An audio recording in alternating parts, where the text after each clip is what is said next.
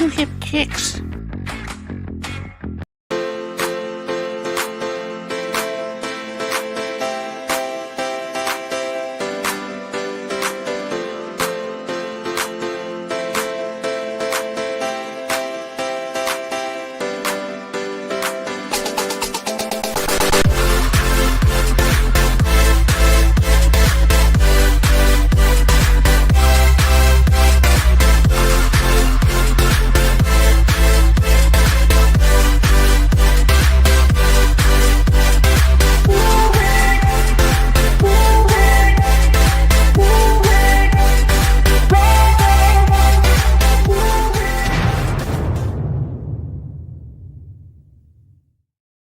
Boom. Boom. There we go. Welcome to Finding Your Music Mojo. I'm TC from TKR Video Central, and that is Me? Oh, I'm Dawn from Two Hip Chicks. Thank you very much. And we are joined by Jim Gleason from Radio Wasteland Records in Midland, Michigan tonight for our second of two discussions about Record Store Day. Last week we spoke with our friend Katie at Vintage and Vinyl about the consumer side, and Jim is going to give us some insight on the retail side, what it's like. Jim, thank you for coming on. Yeah, really thank you very much for thinking of me on this. Happy to be here. Jim is also the co-host of Two Guys Talking About Records, which you can get on any podcast podcatcher, and you can also watch it on the Radio Wasteland channel on YouTube. And your co-host is the illustrious Professor Steve Carlson. Indeed. So that's always good. Give us a little bit about your background, Jim. I know you said you were in TV, and you've been. How long have you had Radio Wasteland? Well, the store has been open almost 8 years now. We opened up in January of 17, so we beat the crazy years in 20, 21, and 22. We've been at the store, as I said, for almost 8 years now, coming up in January. And prior to that, I worked in radio and television, but I actually did higher education. I was a college professor for 16 years just before the store opened. Left that to come to the store, and then prior to that, I worked radio and television at a variety of stations in the Saginaw Bay area and up in the Upper Peninsula in the Marquette, Michigan area. I cut my teeth doing broadcasting all the way, starting radio all the way back to '85. Ah, cool. Very cool. Which, by the way, at the college radio station at Northern Michigan University gave me access to a vast vinyl collection, so that helped foster my love of spinning. Yep. Sure. And Radio Wasteland, you were telling us earlier, you sell only vinyl. You don't do CDs, you don't do cassettes. Yep. You are strictly vinyl. Only vinyl, and we take a little bit. I mean, there's some folks looking for CDs. Part of that reason is space wise, but the other part of that reason is me just kind of going in to CDs because of what they did to vinyl in the 90s. So yeah. But yeah, we don't really have a lot of space. I'd rather devote that to all kinds of vinyl. And Steve and I have had this conversation before. There are stores, especially here in our area, that still have the cheap bins, the dollar bins, but not as many record stores have that anymore. But we've got a fairly extensive one back there with several thousand. Well, now I have to. Now I have to go. It is the cheap. I love the dollar bins. But yeah, that's my philosophy, is the fact that we've got vinyl that's in the triple digits, the collector stuff. We've got a lot of the mid-range rock and roll stuff that's in that $4 to $5 to $10 range, and then we've got just a wide selection of dollar bin, and that I think has worked well for us because there are all types of people that are in this as a hobby. There are those that are looking to get into this as a hobby. You've got high school students. We still get that. And that makes me harken back to my days. I grew up in the Livingston County area in lower Michigan here.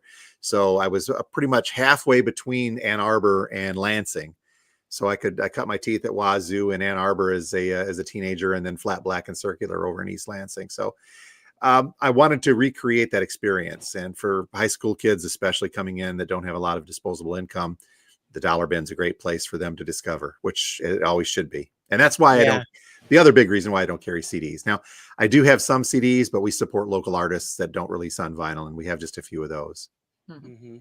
Do a lot of local artists release vinyl, or do they stick mainly with CDs?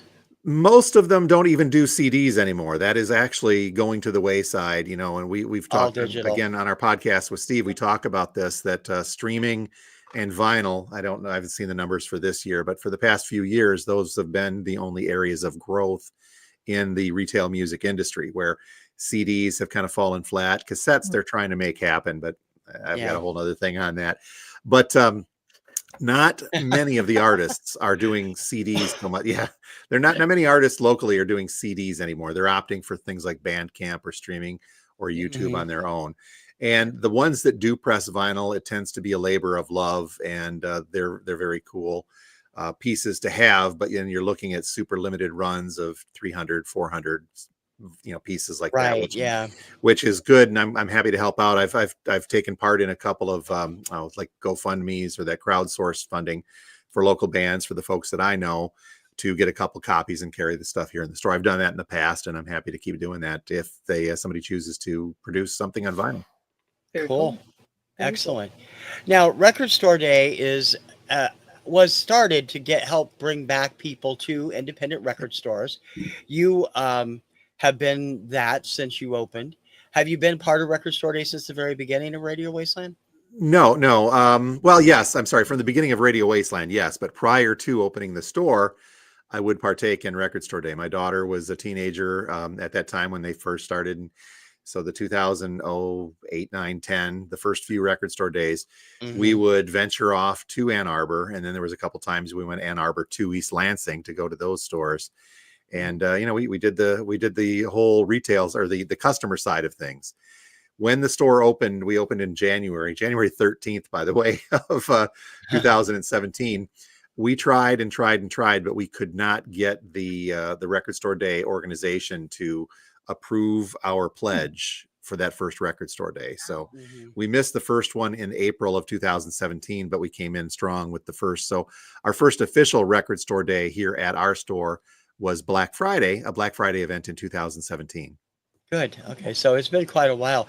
Oh, yeah. When you were first doing that first Record Store Day, were you prepared for, was it a crazy time because people knew you had joined?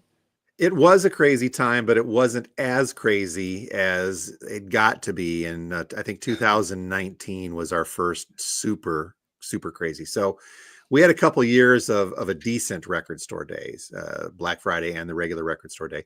I should mention too that the Record Store Day organization is very, very adamant about saying Record Store Day, Black Friday, they are two separate things. Yes. So they don't want you kind of conflating them two together. But no, we did well with that first Black Friday, but I also was still new at this, even though the store had been open for several months, it was still a learning experience. And we have cultivated our side of things over the years to get to what I hope now is a very well-oiled machine. And there was a lot of stuff that went into that. It was a lot of trial and error over the years. What do we order this? How many of this do we order? What do we do here?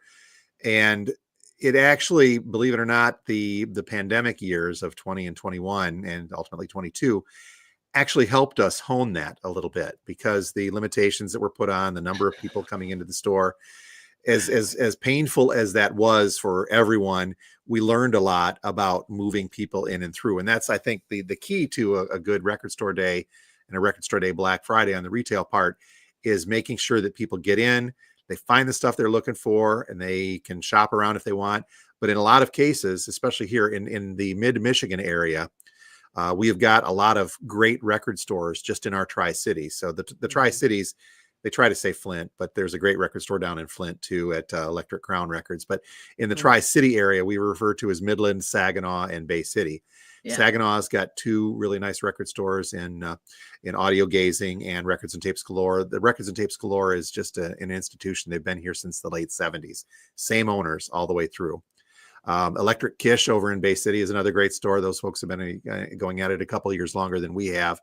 And then we came in 17. So what I found that a lot of folks like to do, which is, again, not too distant from what my experience was doing Record Store Days with my daughter way back in the early days, was hitting as many stores as we could. So when we'd go to Ann Arbor, we would go to Wazoo first, and then we work our way over to Encore Records. And then I think there was a couple of other ones that we would go to.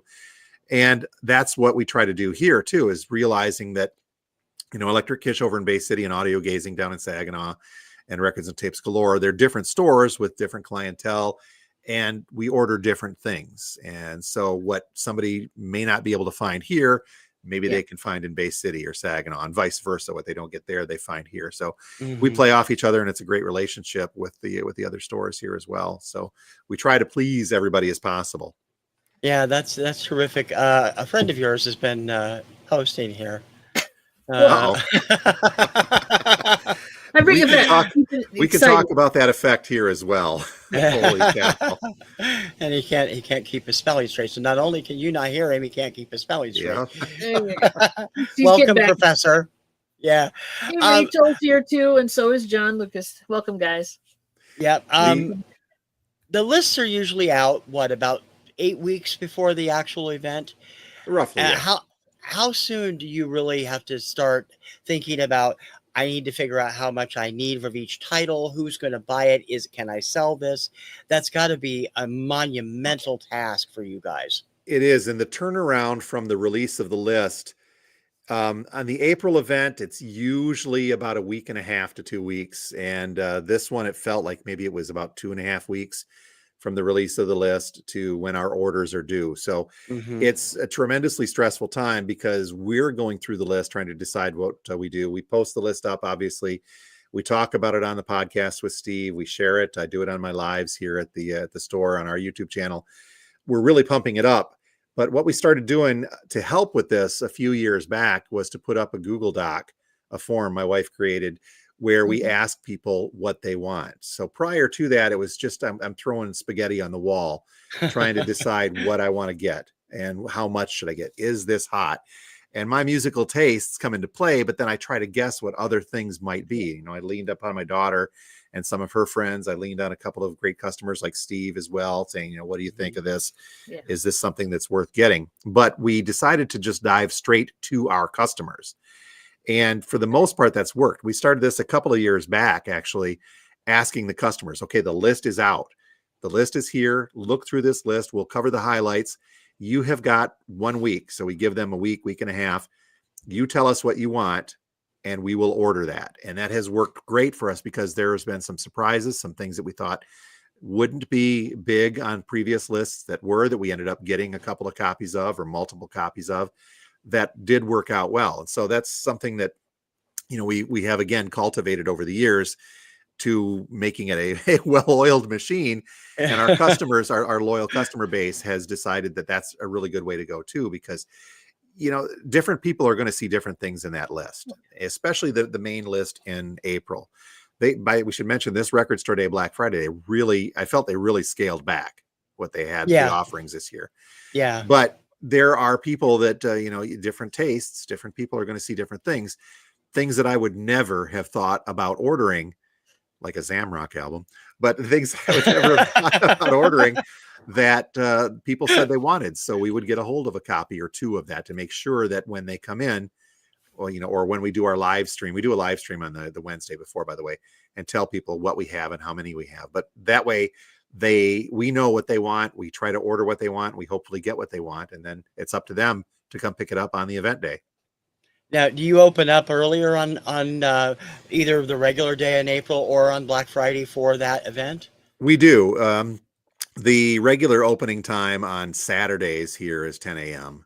and Fridays is at 11 a.m. open. And what we do on both the April event and Record Store Day and then the fall event and Record Store Day Black Friday is open up at 8 a.m. So that is the Record Store Day organization says you are not allowed to sell any of these until 8 a.m. Eastern time or 8 a.m. your local time. I don't know. Maybe it is Eastern time. I'd have to think. I'm an Eastern time guy, so I don't know what. Yeah, exactly. The Western side can deal with it. But yeah, the rules bind us to not selling before 8 a.m.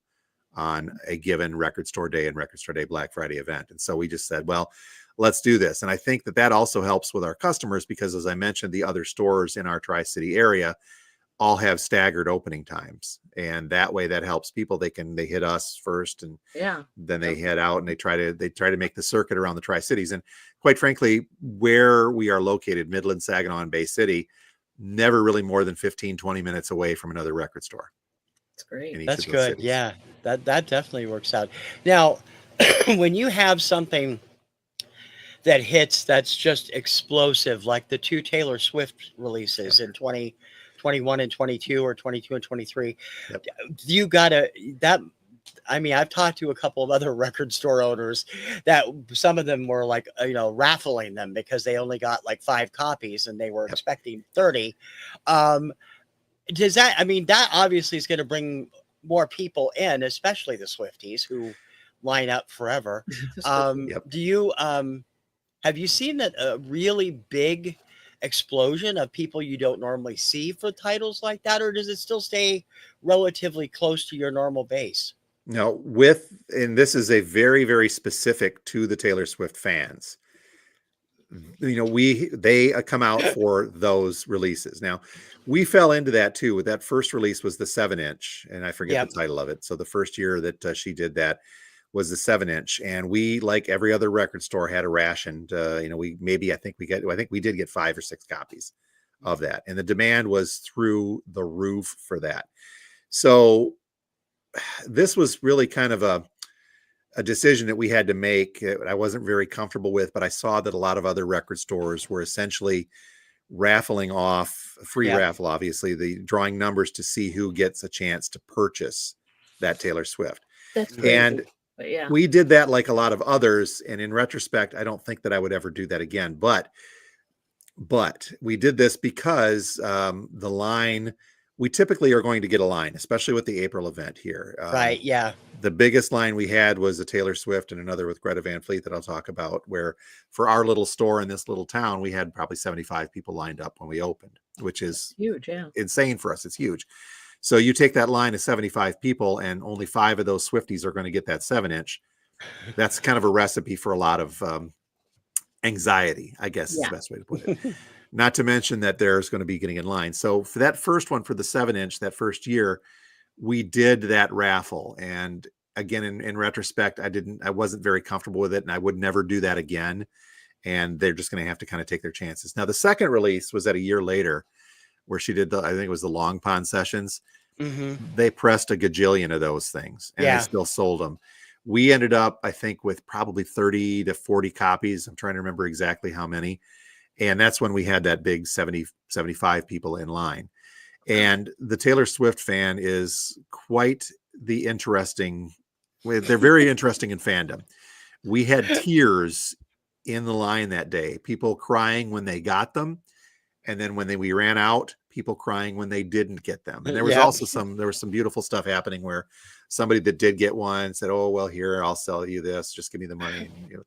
But yeah, it was quite the interesting thing. Now, the question remains, and the reason that Record Store Day partnered with this, and I've got my own opinions, and I believe I've shared them on the podcast with Steve a couple times, that out of the tremendous response that we get for a Record Store Day Taylor Swift release, maybe 5% of those loyal fans come back again to the store. We've gotten a couple of really good return customers out of it, don't get me wrong, but the majority of them, they come in, they're not record collectors, they're getting it, they're Taylor Swift collectors. Yeah.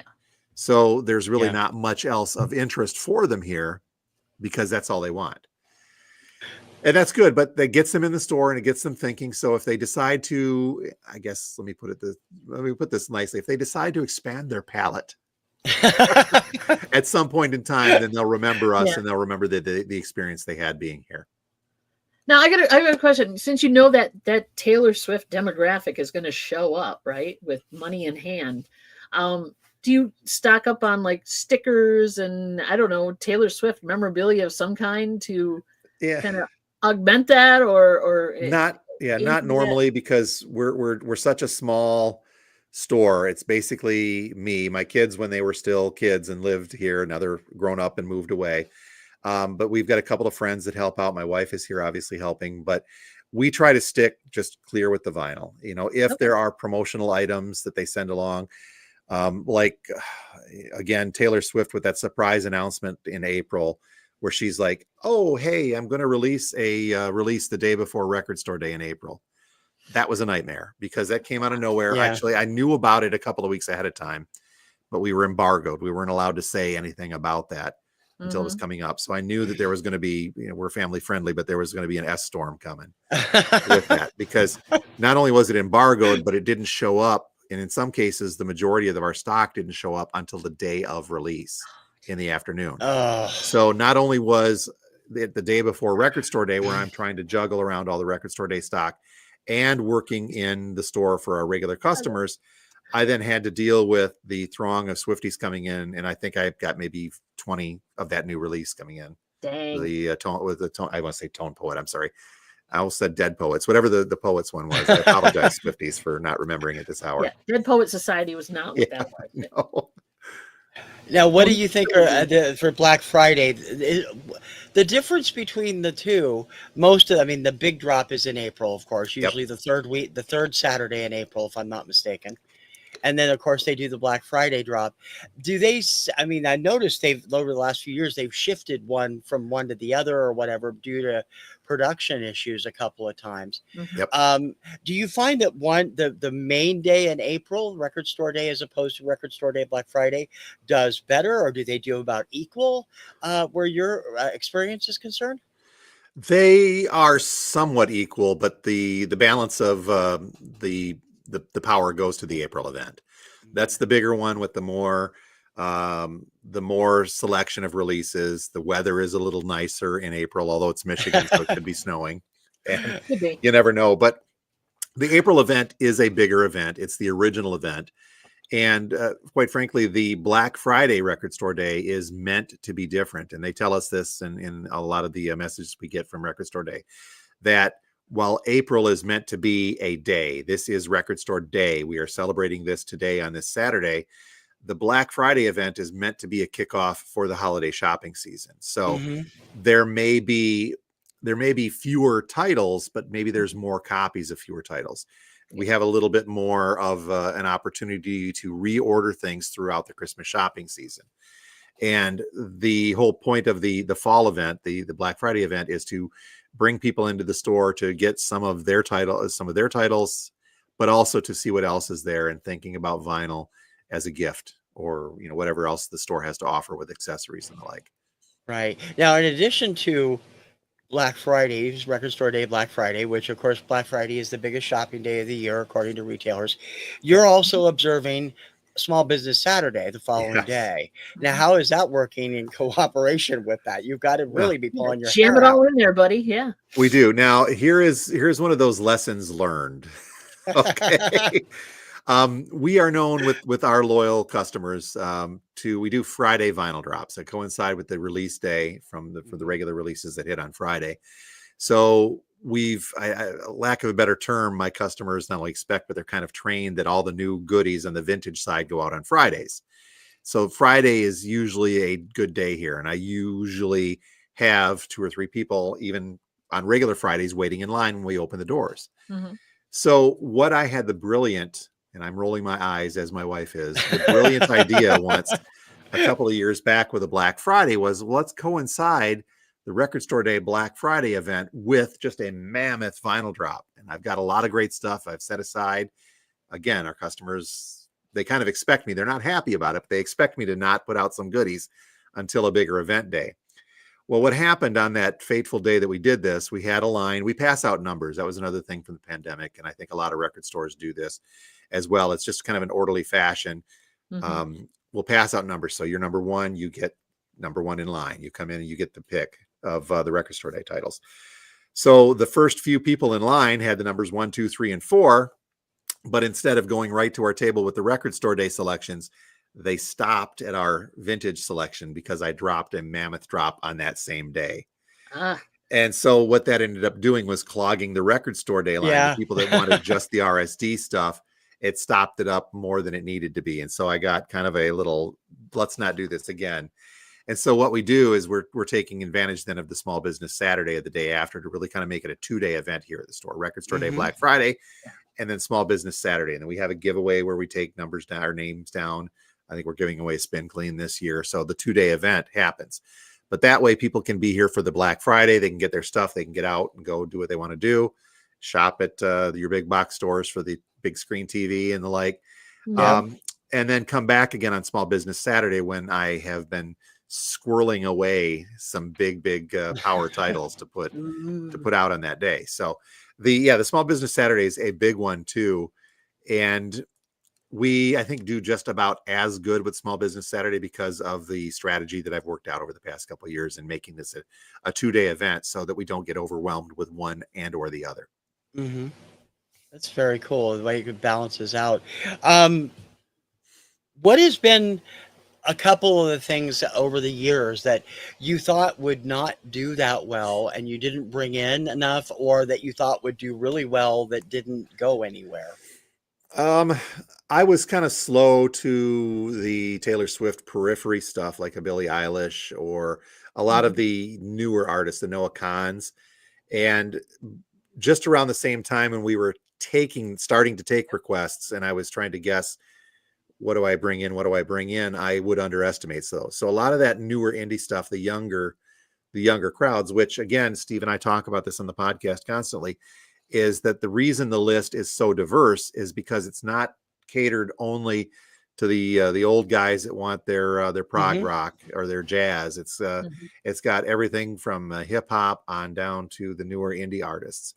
So over the years, I've really learned not to discount that simply because it's not something that I listen to. I mean, I think the hallmark of a good record store owner is that you may not enjoy that type of music. You may not listen to it personally, but you have to respect that there's going to be a lot of other customers that like it. So I've really learned to try to pay more attention to those newer up and coming artists and try to get enough of that. But again, the request list helps tremendously with that, because all of a sudden, bam, I get one of the most requested items this year was it's the Billie Eilish and the Olivia Rodrigo.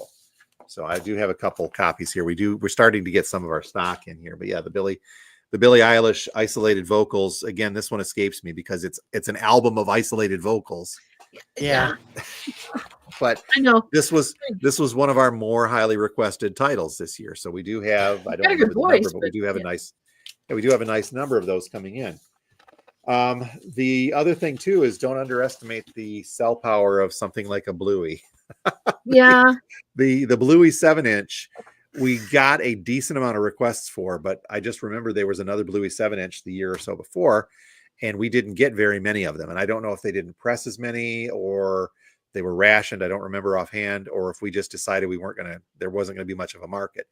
People were going crazy over it, including some of our customers who couldn't get one on that day that ended up going on the aftermarket, and paying $60, $70 for a 7-inch at that onset just because they had to have it. Well, I don't know if people understand that because there's limited runs of things that are on the list for record store days. You can order as many of whatever you want, but you're not necessarily going to get it, right?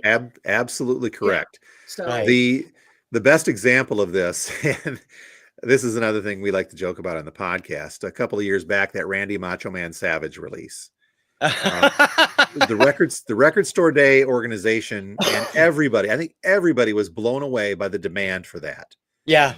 If you'd heard it, you would understand why they were blown away. Yeah, it escapes me as far as why that would be too.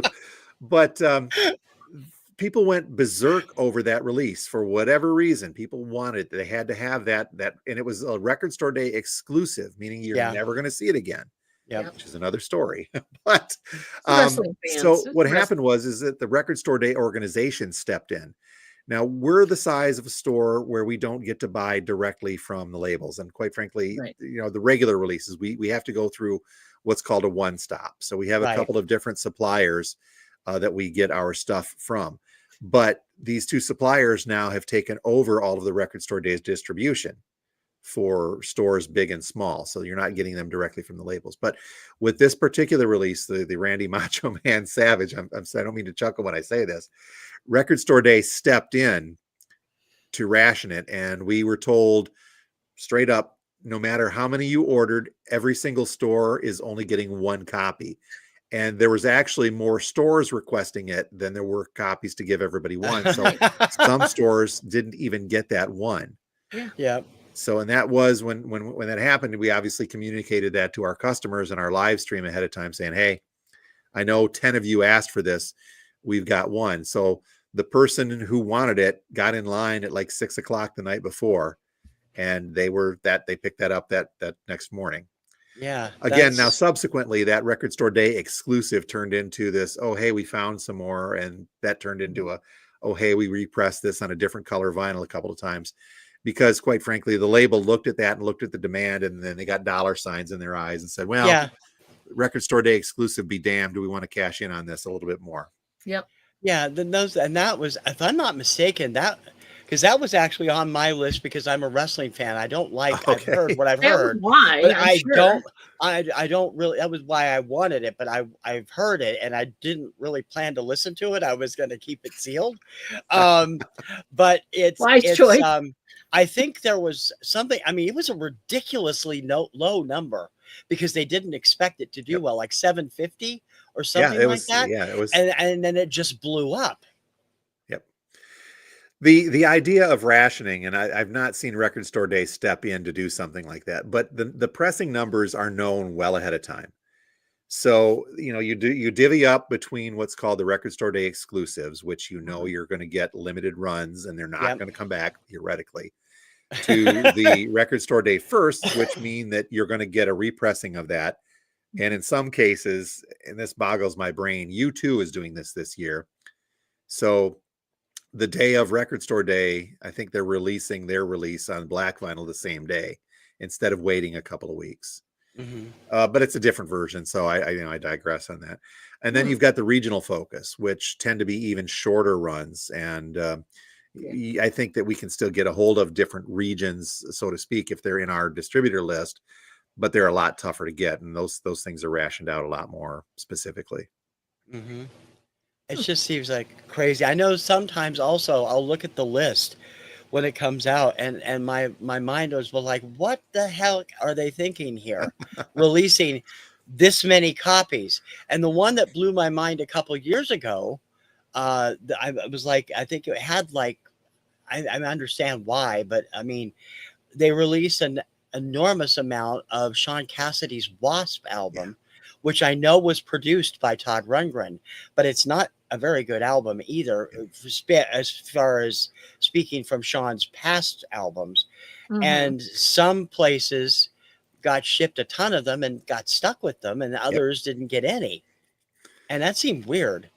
That's the risky side of ordering for Record Store Day. Even with our request lists, ultimately a good Record Store Day and a good Record Store Day Black Friday is when I order and I get 300-400 releases in, and at the end of the day or the weekend, we've got 20 left, and I can live with that if we're good there. And there have been previous Record Store Days where we end up with, just some real dogs that sit on the shelves and they don't move for whatever reason, and they're just there. And I'll pick on U2 again. For whatever reason, our little town, nobody likes U2, and so I've really backed off. And if I get a request for it, we'll order one, and that person better come pick it up. But that's usually about it. But they do weird stuff where they'll release a 12-inch single and it'll be $25-$30. So, but the price point really comes into play for a lot of these. The Bluey we mentioned, I forget what the number is this year on this. Did I look at this if I called in? Hang on just a second. Let me see. The Bluey, they're pressing 4,000 of these, which doesn't seem like a lot when you compare it to the 10 to 20 to 30,000 of a Taylor Swift. The big album that they did wasn't as limited as the other one. But still, I think they look at the price point on something like this coming in at $25 for a kid's record. If it stays sealed, it'll hold its value. If it doesn't, because kids want to listen to the music, it's going to be beat the heck up. Look at any old Disney record that I've got here. You can sell one to Carlson, maybe even more. Yep. I know he is looking for one of those. And it's grandparent bait. We had the Bluey album that was released it's got, I think, the theme song on it, but there was a full album released a couple of weeks back. And I mentioned on our live stream, if you love your kids, you'll buy them Bluey.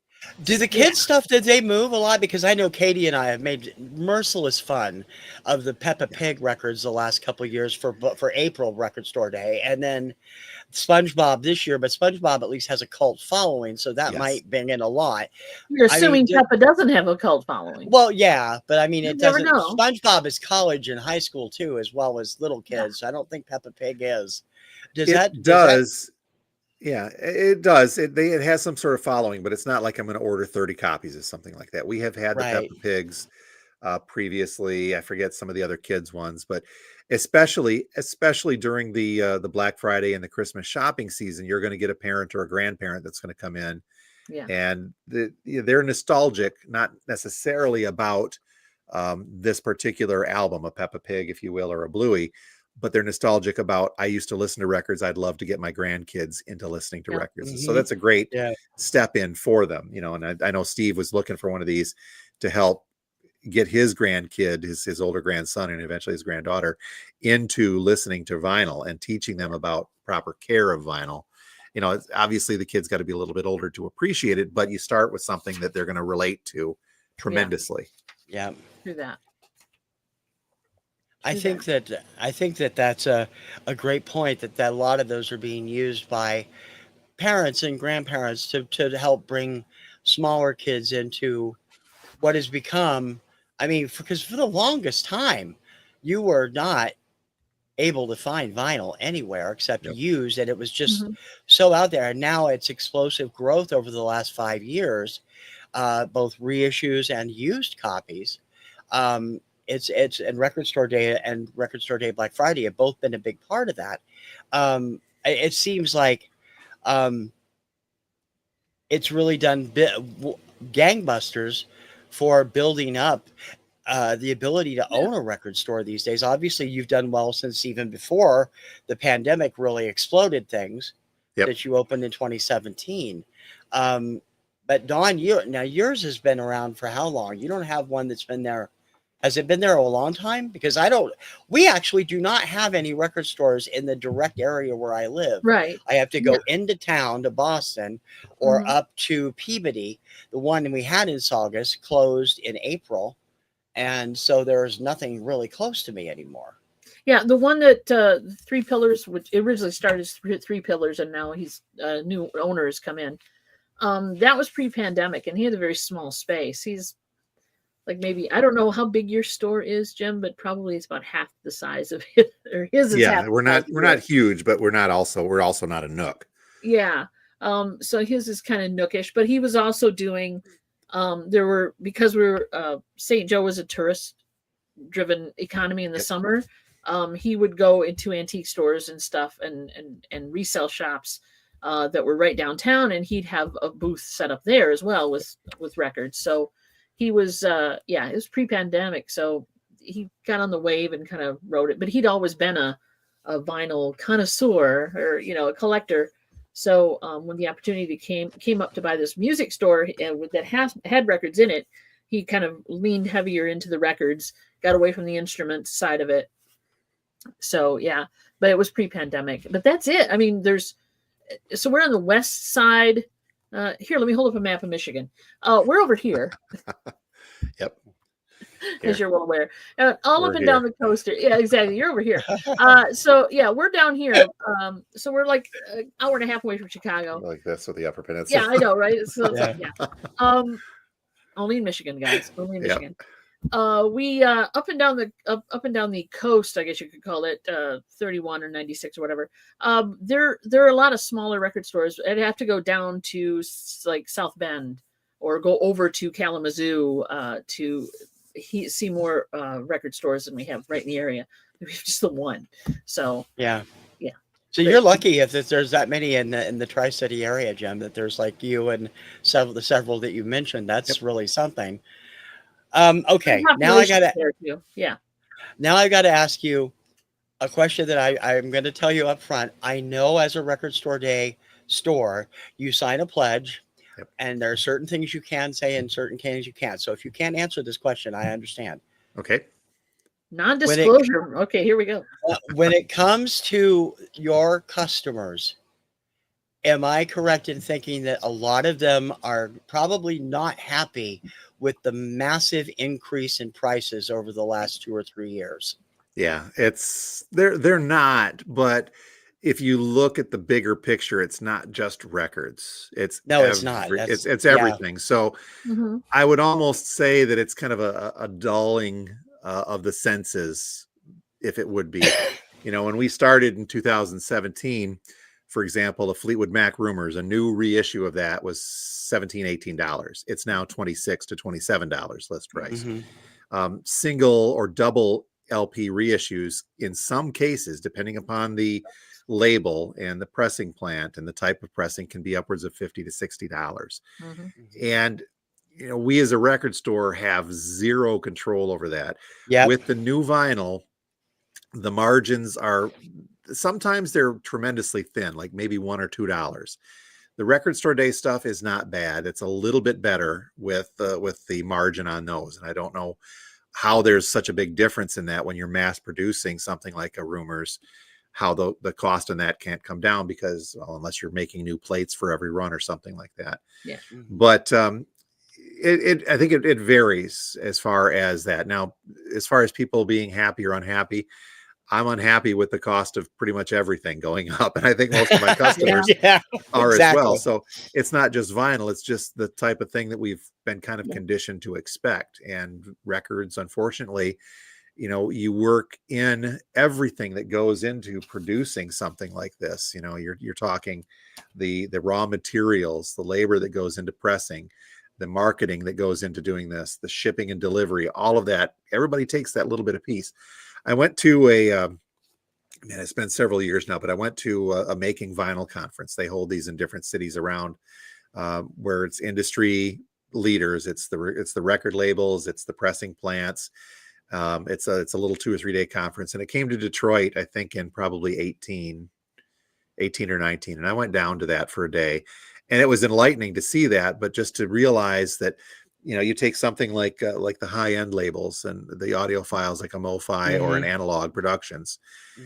You don't consider that, okay, when these off labels try to make something like an Analog Productions or a MoFi, in addition to their increased production cost because of the weight of the vinyl, the care that goes into MoFi getting the the analog stuff that they do. That's a whole other story there, right? The analog stuff that they do. They do. But, one of the producers, I think from Analog Productions, shared a story on how they had to pay an exorbitant amount of money to get a master tape from the Doors that was being controlled by one of the surviving members of the band. That, I mean, they're paying hundreds, if not more than that, thousands of dollars to get the rights to do that. And then this guy had to deliver it himself to make sure that it wasn't going to be, they make that plate out of that. They get that one pass and one try. And that's standing there, and he walks off with it, right? Yeah. And so it's, the prices of vinyl have gone up, but so is everything else. And it's just unfortunately a fact of life now that we all deal with. I'd like to think they're going to come back down. The one thing, if I could, on the note of this, is that I think the labels are starting to see this a little bit. They rode the post-pandemic wave so hard and said, we can get more money for this. We can get more money for this. But now I think they're starting to sense a little bit of a backlash on that, where people are slowing down. I'm not going to pay $30 for a Linda Ronstadt reissue when I've got 75 of them sitting in our bins over here. So what they're doing is you get a label like Warner that's got a huge umbrella, and Rhino, one of their subsidiaries, has started putting out these Now Playing issues. It's new vinyl compilations, awesome. $20 price point. They sound good.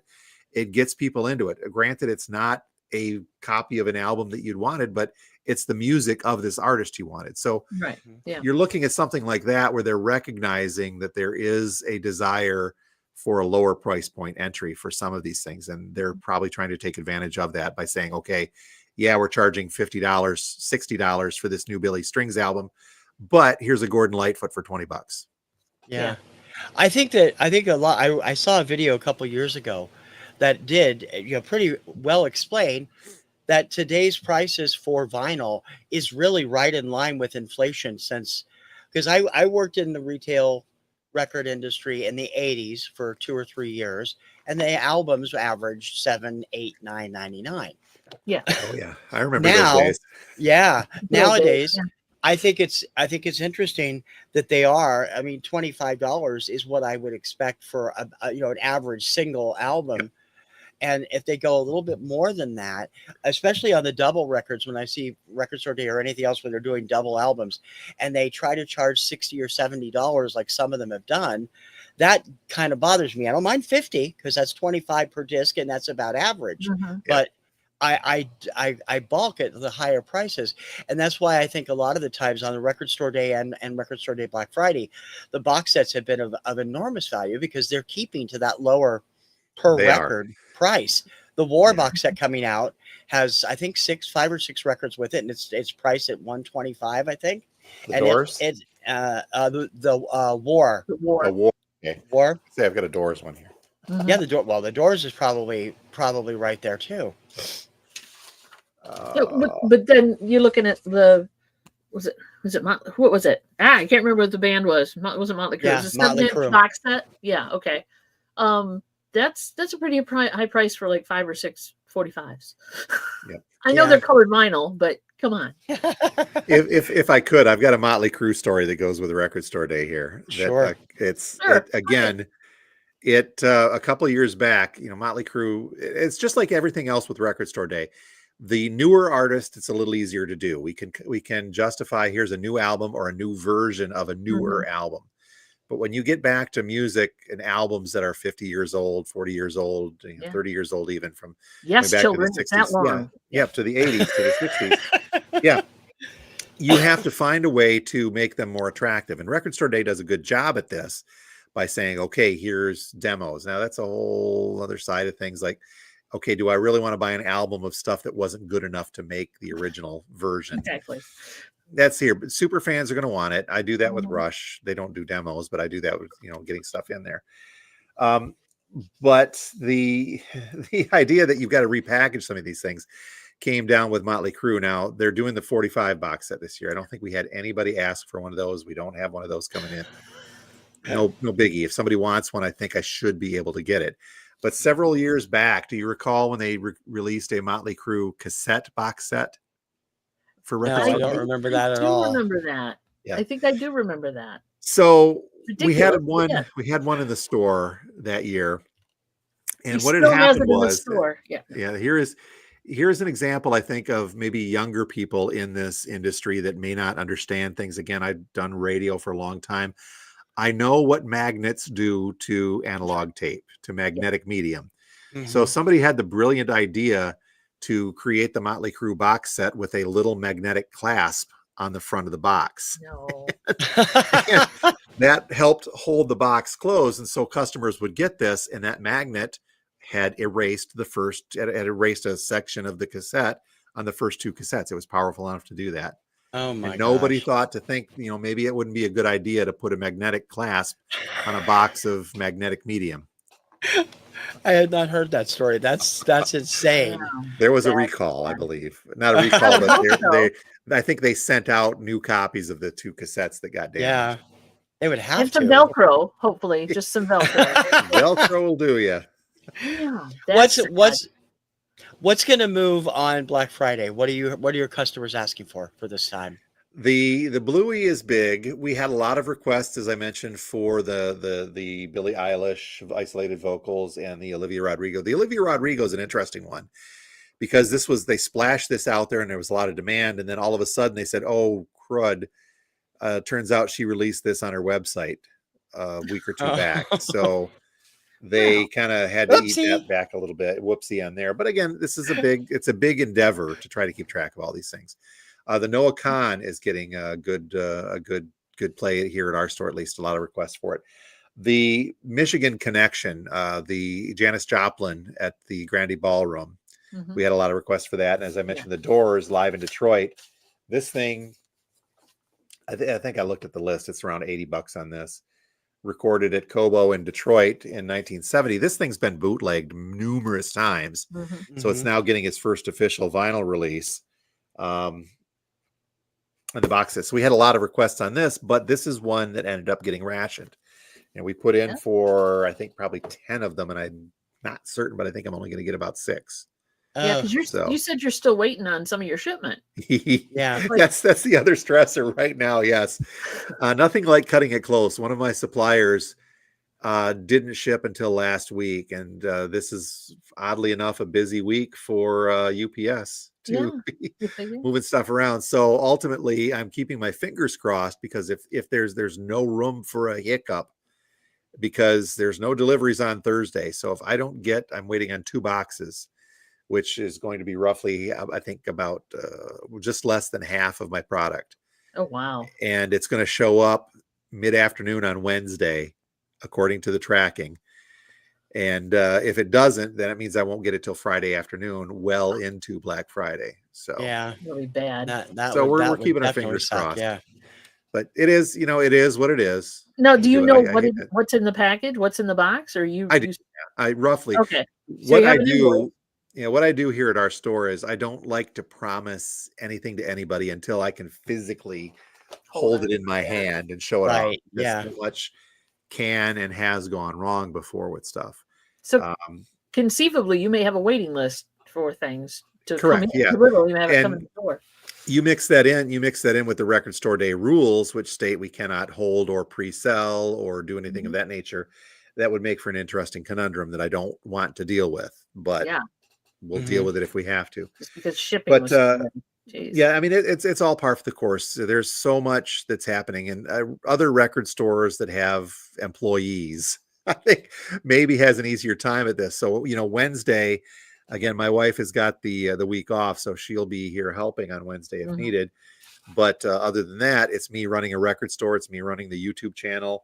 It's me getting stuff ready for our big vintage drop on Saturday. It's me getting ready for the record store day stuff. So I'm used to it. I'm not a young guy anymore, but I'll take a nap next Monday or Tuesday.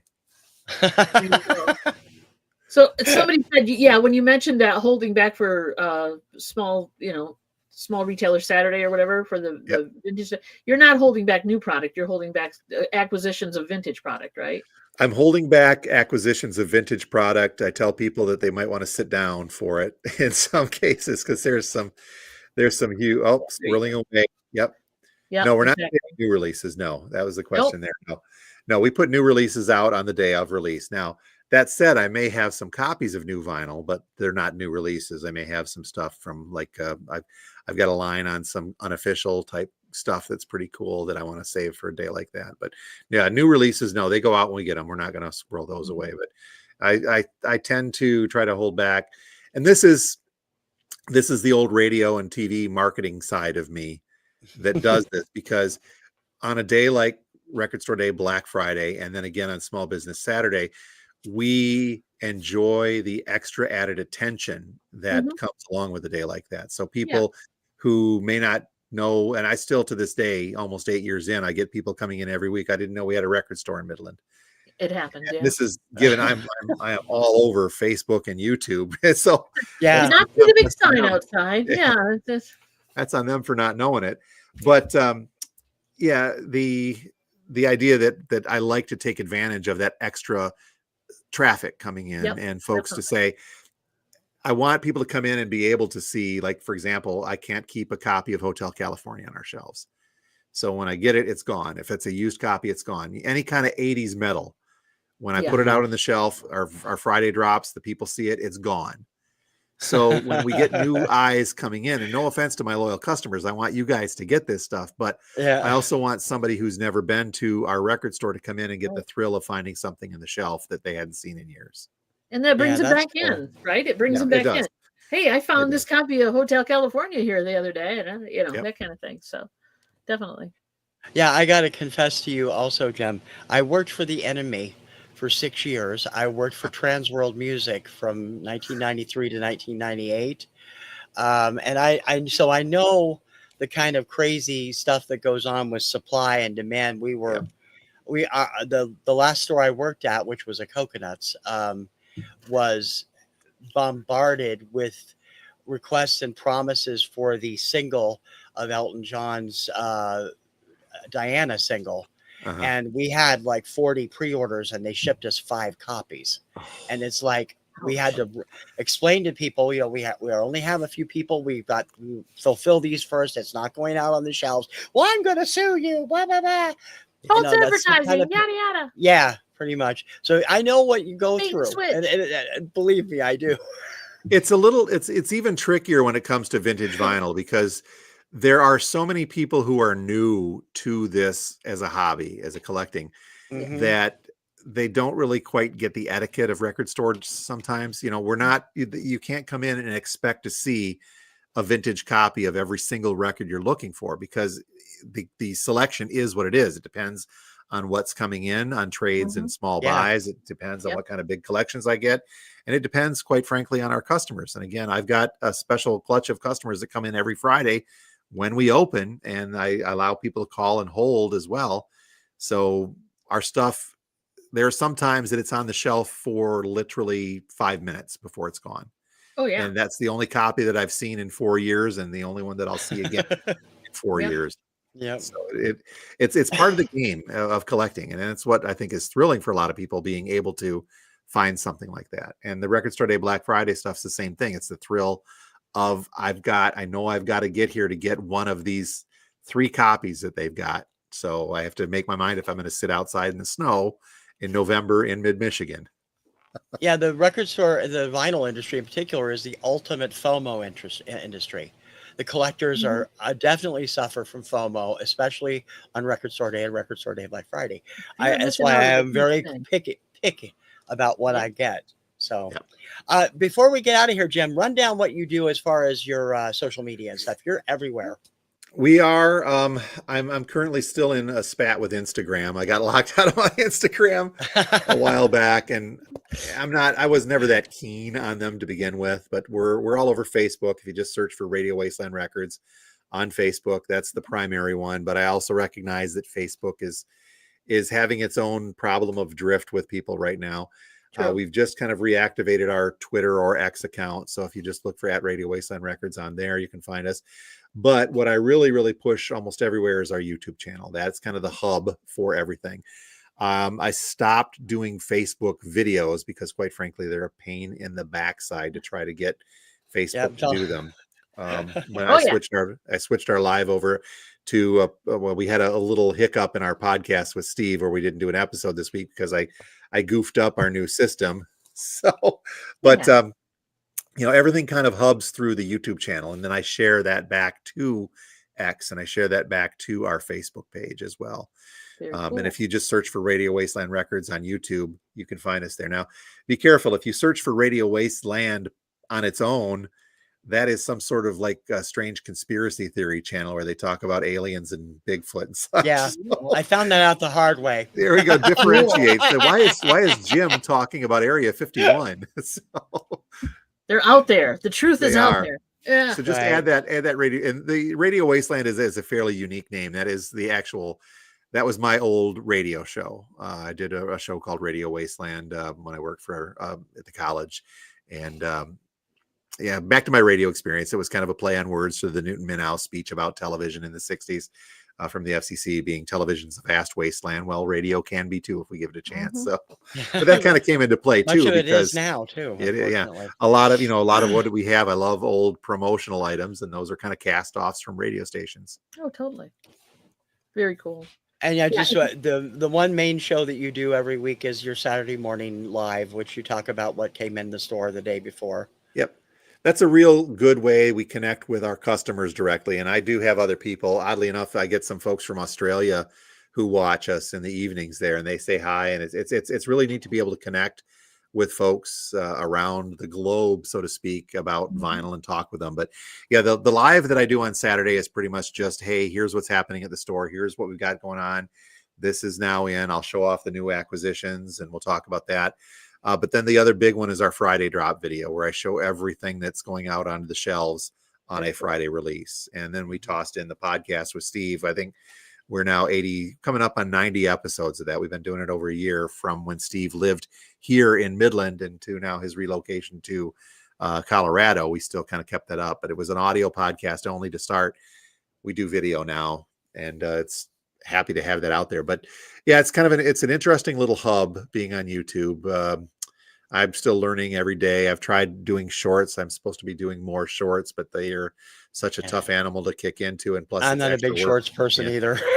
I think they're supposed to let you do 3 minutes, up to 3 minutes now or something. Yeah. Shorts. If I'm going to do that, I am so old school that vertical video offends me. So I feel you there. I totally feel you there. I do. I do. When I taught radio and television, it was the advent, and I would actually tell the students, do not come back with vertical video for me.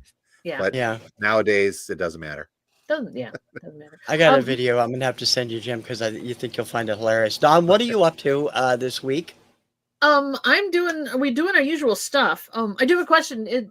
Are you also doing mail order? I mean, if somebody sees something on one of your videos coming in, we do. Now, I stopped. This is a whole nother issue. I stopped selling on Discogs about almost 2 years ago now. Oh wow! And okay. My life has never been better. I'm so stress-free without selling on Discogs. An interesting group.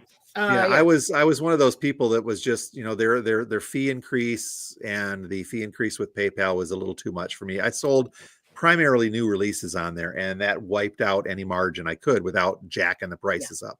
And then for Discogs to say, oh, well, here's a handy thing, just increase your prices. Yeah. And it's like, no, it's not how I it remember works. when So that happened. I did stop selling on Discogs, and I feel better for it, but I do mail order. And folks, I've got a couple of guys out east.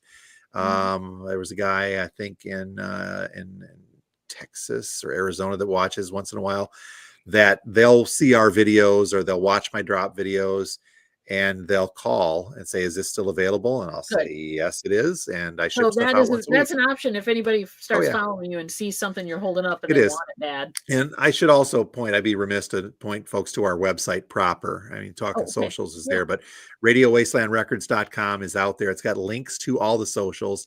And I do have a limited amount of stock for sale on the website. I try to put interesting stuff up there. When I have it, I've got some of our higher end collectibles up there.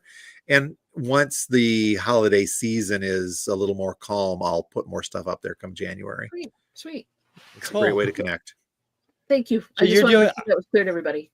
You're doing regular stuff this week? I'm doing the regular stuff this week. We have a show Tuesdays and Thursdays called Chick Chat. Please come by and hang out with us there. Thursdays is estate sale bingo. No prizes, but a lot of bragging rights. And we're on Johnny's Auction on Wednesdays. It's Cajun, New England Cajun Roots Reseller. He's changed his name so many times. He needs a mailbox this long. Yeah, he does. Yeah, and a business card this long. And then, of course, on Tuesday nights, TC knows. Oh, yes. Oh, my God. I am. No, I have.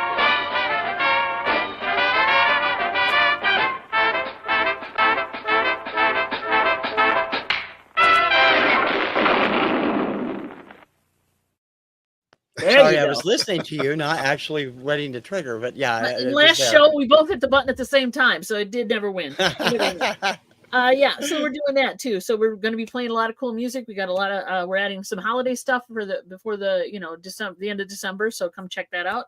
But it's a great time, and we enjoy each other's company. And TC helps mod it and drop little factoids into the chat. So we always appreciate that. So that's what we're doing. How about you, TC? As for me, I'm always doing stuff every day of the week, or pretty much every day, and we'll be doing more as the next month goes on, because I've taken most of the last 2 months, cut way back to get things caught up, and I've done that. And so new stuff will be launching in December, but my stuff always goes up at 11, 4, or 7 in the Eastern time zone. That's 8, 11 and 3, I think, or something like that on the West Coast. And my best known thing is Daily Obscuria, Monday through Friday at 11, and Kirkham Report Saturday afternoons at 4, plus my countdown shows. In your Jim disco party. Yeah, and on Saturday night disco party, Saturday nights at 11. Thank you, Don. And I will be having some Christmas stuff coming up. Don had tried to do that. Jim, thank you so much for joining us. We really appreciate it. Thank you very much. Definitely, I'm a huge fan of your podcast. You guys talking about records. You can find that on any podcast service, and they can also watch it on YouTube on the Radio Wasteland channel. Thank you so much for joining us. And as for everyone else, we will have a date up soon. We're going to do the 7th, right? Or is it the 14th? We're skipping the first week of December. So we'll be off for like 3 weeks. Okay, so we will be back on December 9th then, right? Yeah. Or December. No, December 16th. We'll be back on December 16th. Stay tuned to find out when we're coming back. Exactly, because we're just going to be doing some year-end stuff. So thank you, everybody, for joining us. We really appreciate it. I'm TC. And I'm Dawn. And we'll see you next time. You Bye bet. bye. Thanks Thank you, again. Jim. Guys. Thank Bye. you.